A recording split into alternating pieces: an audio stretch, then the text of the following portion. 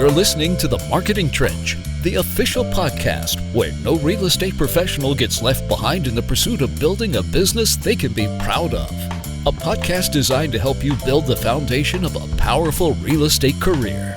Join real estate experts Ricardo Bueno, Marketing Technology Director at West, Dustin Stevie, CEO of Lighthouse Escrow, and Scott Shang, partner at Bywise Mortgage and founder of Find My Way Home, as they bring you real-world strategies, marketing ideas, and solutions straight from the trench. You guys such dweebs. Welcome to the Marketing Trench podcast. Yeah. We've got Super Bowl coming up in a week, less than a week. Okay. And we all know in this industry that what that means is that right after Super Bowl, everything gets crazy busy. The market explodes. That's just the historical trend. So I'm already starting to receive the emails and the texts. And this is what I want to talk to you two about, because you guys have talked to agents about this. You've been in the business. You know how this goes. People say things to me and they say, I'm going to close 50 homes this year. And they closed one last year. I'm going to do 1,000 loans, right? Like they come in all hot like the hair, ready to fire off the line. Okay. And my question to you guys is, when someone you know or someone you've been talking with comes with that hot like the hair attitude, and they're like, I'm going to go spend money on all these lead gens, and I'm going to go close all these homes. That's not good. What do you do? How do you respond to them? What do you say to them? Ask them what's their game plan, and I ask them, what are you doing now to get you there? When somebody... Oh, dude, that's so boring. I know it is boring. Well, what's even more boring, and this is great for podcasting, is I smile and nod my head. No, but Scott and I have been there where there's a lot of people who want to throw money at the problem. There's a lot of people who invest in a lot of technology and they think, well, I need to close. I only closed 8 last year. I need to close 20 this year. I need to double or triple my production. Mm-hmm. I don't think jumping to or throwing down $2,000 on a platform is the answer to it. Why? Like, what if it works? Like, what if it cranks out all these leads? Like, first of all, there's a very deep rooted psychological crutch that they're depending on, that they're caught in. It's kind of like this enthusiasm loop that towards the end of the year they take it off, and then they're like, it's the whole New Year's resolution fallacy, right? It's just it's a myth. And it's just, it's a very difficult, and that's why, we kind of talked about the 12-week year, and that was trying to take that psychology and break it up and chunk it up. And, quite frankly, I mean, I wonder how much of it has to do with how much do you really love your job? How much do you really love what you do? And what is your purpose? Why are you doing it? Why does that have anything to do with me gonna crush it this year? Because I always feel the same way about what I'm doing. It doesn't go up and down. I'm constantly focused on what I'm trying to do and who I'm trying to help. And it's not, I want to close a thousand. If I'm going to close 1,000 houses, they're thinking paychecks, right? They're thinking, I'm going to make all this money. But what if you helped 1,000 families become homeowners? They're not thinking customer service. They're not thinking customer service. They're not thinking customer first. They're not driven by their passion to do something greater than themselves. So when we focus it's turn and burn transaction. It's a turn and burn transaction, but it's a turn and burn morality almost. It really is just, it's about me, and the rest of us don't care if you continuously lose faith and then try to find faith in yourself again. And that's really what it is. It's just like, oh man, I let myself go, and now I'm gonna, and then somebody comes along and says, you can do it, and you're like, yes, I can. And that's just, it's not genuine, and it's not gonna last. It's superficial excitement, it's superficial activity. And I mean, I don't know if this is where you wanted to go with it, but I think it's all about purpose. Why do you do what you do? Well, so what I want to do is I want to help the person who's in this situation. Yep. Because like I said, I've had those conversations the last few weeks. You guys clearly have had those conversations probably many more times, especially Ricardo, because you're talking to a lot of different people in the various jobs that you have.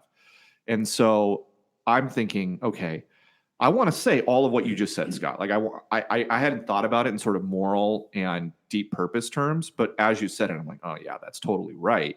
But how do you help someone open their eyes to see that it's not meaningful and it's not going to last and they're just going to flame out real fast? Because you don't want to be that pessimistic jerk. So, okay, so let me give you an example of somebody who isn't like that. And this is somebody that Ricardo introduced us to. It's a couple of real estate agents out in Riverside. And he does really, really, really well. He's very well involved in he's deeply committed to his faith. He's deeply committed to his family. He's lived in the same area for a long time. He has, the reason he does what he does is because for $1,200, he can build a home for a family in El Salvador. For $1,200, he can give a home. These people live on dirt floors in this village, and even above that. And so we walk into his office, which is in his house, and he has this big mural of pictures of all of the pictures from this village that he donates this money to. And he was introduced to them by one of his peers who was on a mission down there and ended up marrying a girl from this village. And he said, you know what, there's an opportunity to change people's lives here. Mm-hmm. And in addition to that, if a child in this village, in this area, and I hope I'm right, I hope it's El Salvador, maybe it's Guatemala or El Salvador. It's a South American country. It's a South American country. Yeah. And if a child completes high school, like if they finish high school, it's almost the same. They earn like something like 14 times more. They can reach above poverty level if they can finish high school, and a small percentage of people do. And here's the catch. It costs $247 to put a kid through high school. Oh, and so what he does is they find these families and they pay for half of it if the family can come up with the other half. And like if you finish that, that's like having an engineering degree in this city. And because it's mostly like an agricultural thing. So he pretty consistently does about 50 sides a year, right? And he has a new partner on, and he does about 25, and they want to go from 75 to 100 because they can help more families. And you look at this guy and you're like, this guy's not, he's not a ball of energy. He's just a totally chill dude. Mm-hmm. And you sit down and you talk to him. He's just like the most unassuming person I've almost ever met, but you can tell by talking to him that he's a good soul. Mm-hmm. He's a good guy. And that's what, and the first thing I did when I walked in, I'm like, wow, what are you doing with this? It looks like there's something going on. And he started talking to me. So we talked almost an hour and a half about his purpose, about why he does what he does. And then he's like, yeah, I want to do these things. And I'm like, oh, cool. You're missing a couple of tech pieces here that we can go ahead and connect. And we're working on this thing that we think can help generate a few more leads. And here's some tech stuff we can do to help you. And I think that's going to get you. And you can do more with your past clients. And we got them on a HomeBot. Mm-hmm. And immediately they started coming in like they always do when you put them in a HomeBot. Yeah. And I feel great about this. But what I got to stop you because it's an interesting story. But what do you think it is about purpose that distinguishes the agent who comes in hot and ready to make a bunch of money? By the way, I mean that can really drive people. Well, his house is a compound. He lives very nicely. Yeah, if he's doing 50 sides a year, he's doing well. Yeah, right. I don't know. I feel like you're more intentional about the decisions you make in your business. Okay. So purpose gives you intentionality. Yeah. It gives you something to latch on to that okay, so this is dumb, but you know how your kids would say, I don't know, this is probably politically incorrect, and maybe I'm showing my age, but it's like, if you don't finish the food on your plate, there's children in China that are starving, right? Finish your food. But it's that kind of thing. He knows that if he's not successful in business, that the people in this village don't benefit. Okay, but And the he- counter argument is there are people who, if they're not successful, they can't pay rent. They can't feed themselves. And maybe, maybe this guy happens to be driven by, we'll call it charity or generosity. Okay. But there are other people who are driven by wanting to own a Lamborghini. So why are those not equal drivers in your mind? Money doesn't buy happiness. It avoids certain It problems. buys the things that makes you happy. No, like a Lamborghini. I'm I playing the don't devil's know, man. advocate here because I tend to no, agree you with are, you, but this is a fundamental spiritual and religious. This is the gutting of purpose out of society. We live in a frictionless online world where you get instant answers for everything that you want. You don't have to work for anything anymore. Everything is instant millionaire. You've got companies that don't do anything that are worth $1 billion. And what's I just think it makes you. I honestly think that having a purpose makes you more intentional and more just more intentional about the decision. You can have anything in life you want if you help enough others get what they want. We met an agent who, so she's driven by money. She wants to be flashy. She hangs out in all the right places in Newport and Corona Del Mar. Closed her first deal, went on vacation, and spent it all. And I just found out she's moving back in with her parents. I mean, everybody that I know that has strived for that kind of lifestyle lived in their parents' basement. Yeah. Oh no, I knew a guy in the mortgage business many years ago that did only the worst, obnoxious, unethical loans, and he would make $25,000-$50,000 off of a loan, and then he would go travel around the country. And he was one of the most depressed and miserable people that I've ever known in my life. But he would buy the brand new BMW, 200. I mean, I've got another buddy that I know that doesn't do any business, and he went out and bought a $250,000 car. And he does no business, but online he likes to pretend like he does. But and he's one of the most depressed people that I know. Yeah, I'm actually friends with him, and if he listens to this, I'll never talk to him again. But it's because I care about him. It hurts me to see people like that. And there's absolutely nothing wrong with making money. But what I've found consistently is the people that have the most give the most. Yeah, but I'm an agent, and it's January. 20 something. I got to pay bills and I'm fired up. So why are you coming wet blanket and telling me that I've got all the wrong motives and I'm going to fail because of my motives? Well, let me ask you this. Would you approach your business differently if your brother who doesn't have health insurance has cancer, and it's going to cost hundreds of thousands of dollars that they don't have? And there's a 98% chance of survival if they can get this treatment, but they don't have any money and he can't work because he's sick. Would your focus be different? Yeah, that's a great question. I want to say yes. I don't know. Well, if you say no, you're a bad person. Maybe I'm being honest though. I'm being honest though. If it was life and death, would you make different decisions? That's an interesting thought experiment that you should put yourself through. You should sit in a dark room and say, who's the person that I love most? And if the only thing that would help them is money, would you approach the way that you'd earn money in a different way with a different type of motivation? Let me reframe the energy? hypothetical that I started with, because I feel like maybe we're a bit far. So what if the hypothetical I started with was this person comes to me and they say, I'm going to sell 50 homes this year after only selling one last year, and I'm going to do it because I want to feed kids in Guatemala. Would you say that person actually has a much better shot? Like, would you be on board, or would you be equally skeptical? No, only if okay.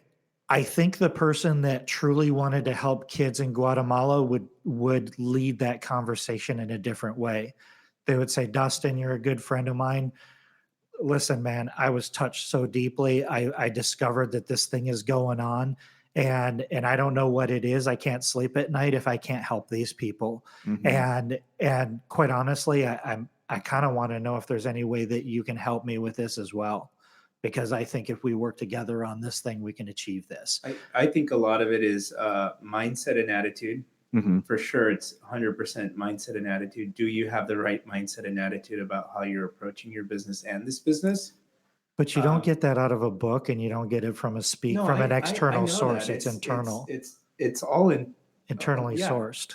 All of it is. But I think a lot of it is mindset and attitude, and then having the right headspace to make the right and smart business decisions. So when the agent comes to you all hot and fired up after having been dead for the past year, you're skeptical of the mindset and attitude, where Scott's skeptical of the purpose. Yeah, because I meet agents all day long who are in that exact scenario, and their idea is, I just want to throw money at the problem.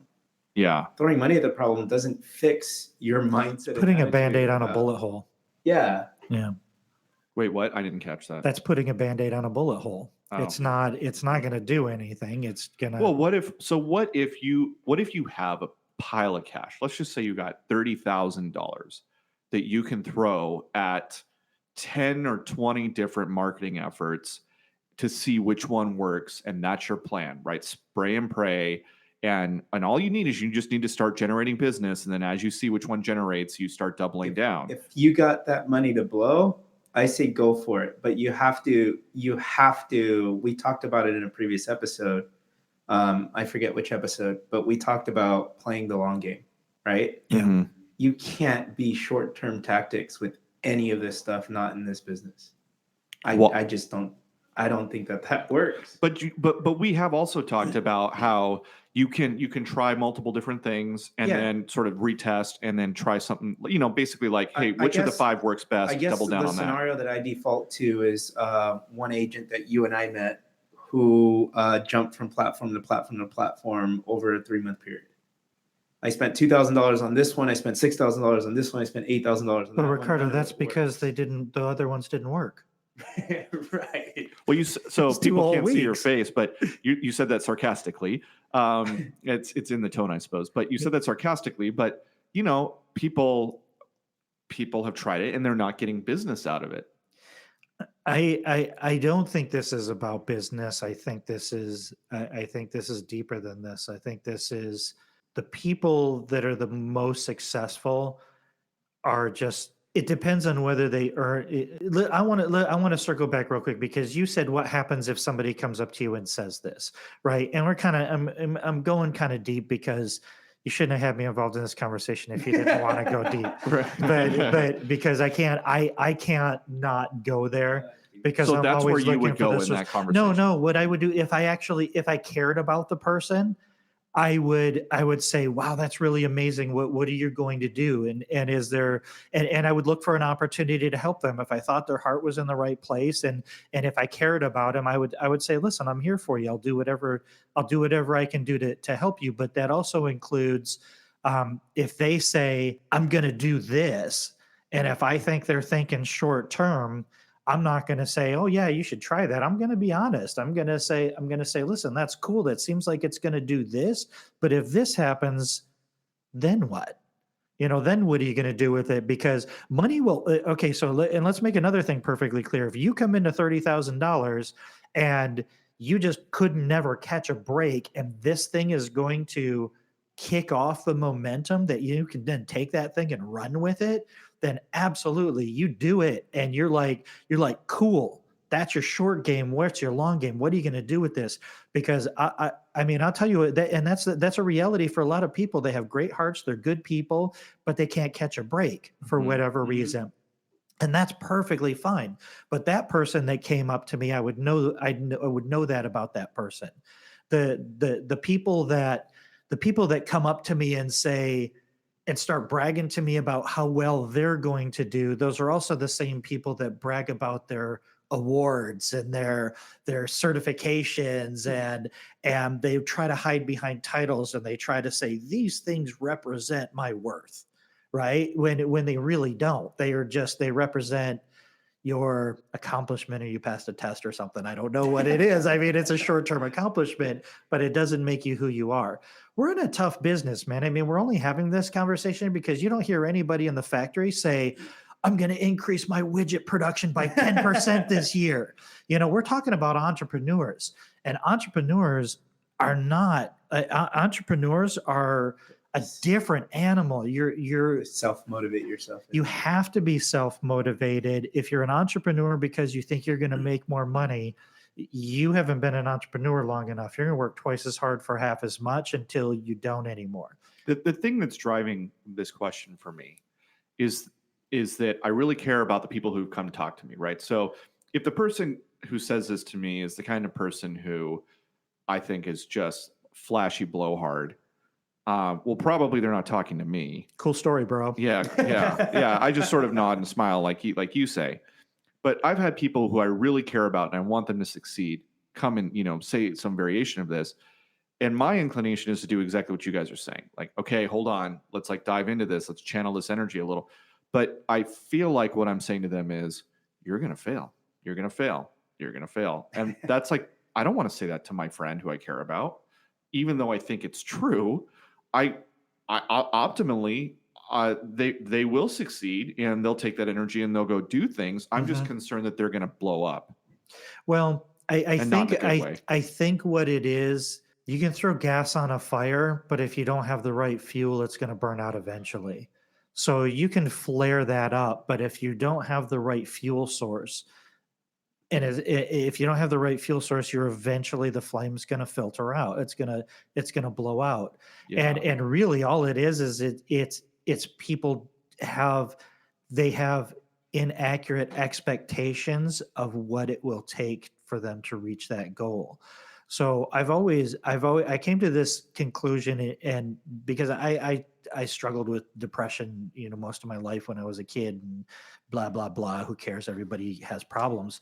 But I really came to the conclusion, I came to the realization one day that all frustration, all disappointment is a result of you expecting things to be different than they are. It's not that you can't do it. It's just, I thought it was going to be this way.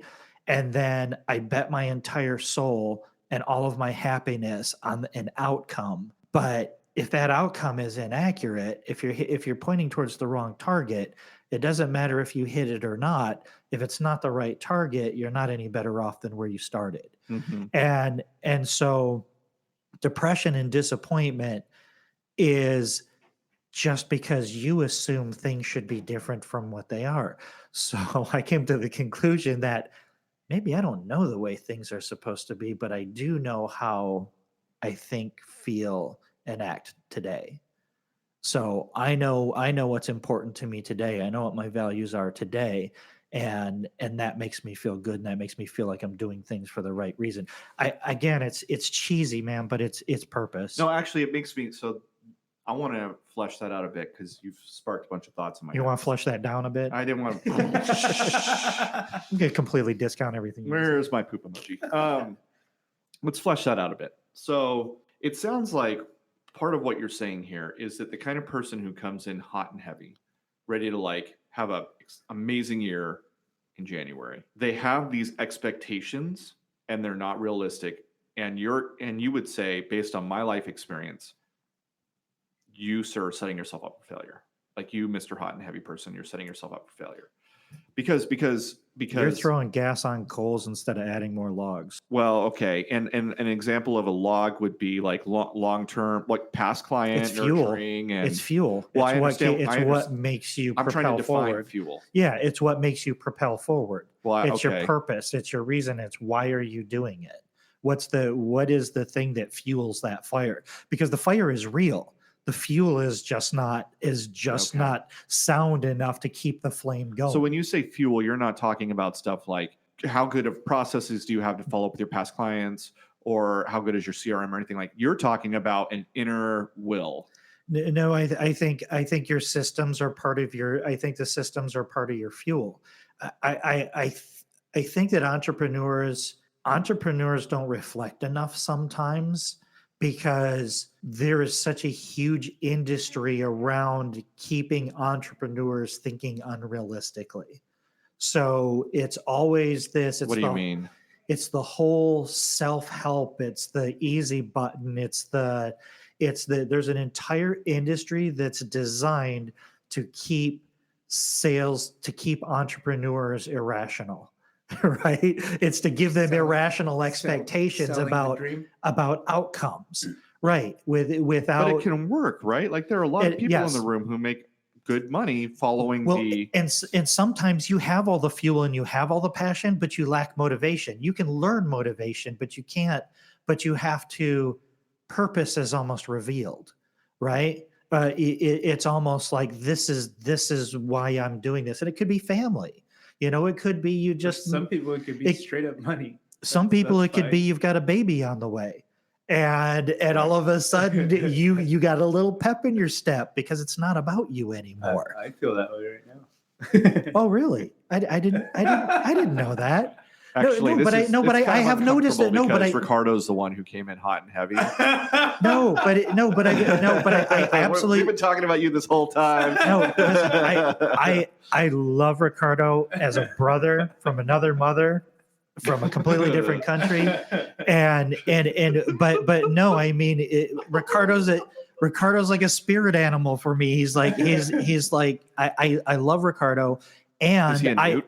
And I see him thinking different ways. I see his mindset changing. He has an incredible soul in it. He's a very, very giving person. If anything, he gives too much, right? Our Ricardo? Yes, without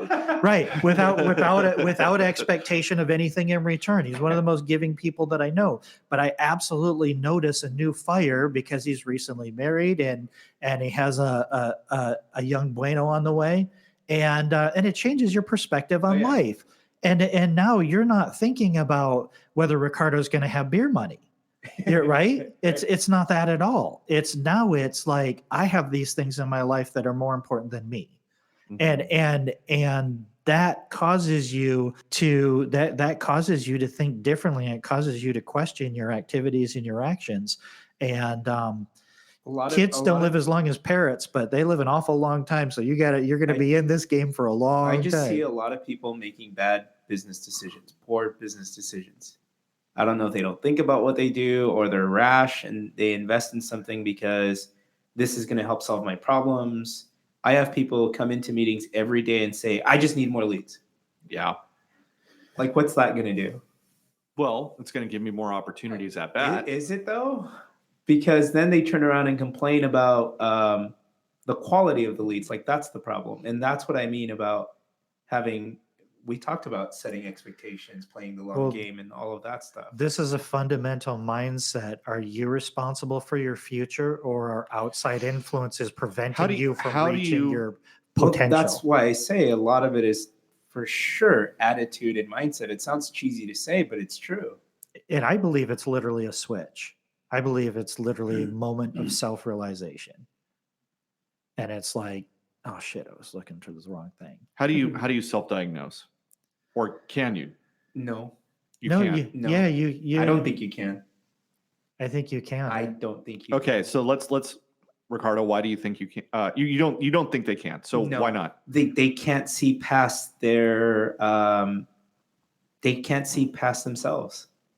They can't criticize themselves. Everything I'm doing is right. And I should know. I just need to do more. Is that why they're so happy? Yeah. That was sarcasm. So you I just don't believe think they can I don't think you can self-diagnose. You believe people are so self-deceived at that point, and maybe just in general that they need. I think in society today, it's far more difficult for you to practice self-reflection than it ever has 100%, been because there's so much stimuli. Because then you look at other people's success and you're like, well, I want that, and you're not really right. You're just and then you pinpoint some outside influence that's preventing you from reaching your potential. By the way, I just want to point out you pointed at your phone, Ricardo, when you said that, Yeah. which I social think is media. really interesting. Yeah. That You're is like, interesting. yeah. Because that's exactly Is that what a I Freudian look at. gesture? Yeah, I think it is. Well, yeah, I think it is. But I think we know. Does anyone in the room disagree with that? No. No. Right. And I 100%. mean, I don't. I've definitely, I've battled depression as well, undiagnosed, but I mean, it feels like depression to me. It is brought on by social media posts, where I see people and it looks like they're just out there killing it, right? Mhm. And in this case, actually, it's not necessarily business. For me, it's more family. So this person out here is a doctor, but he's also with his kids all the time. And when he's not doing that, he's doing Doctors Without Borders, right? And I'm like, oh man, that guy is just crushing life. And when I'm at home with my son, it's all that I can do to maintain my sanity.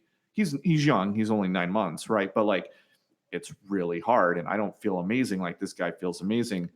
But you also said that this person who you perceive as being incredibly successful, it sounds like they're donating a lot of their time and energy to Doctors Without Borders, right. which I think is the moral of that story. Well, but I mean, I feel like I also have purpose.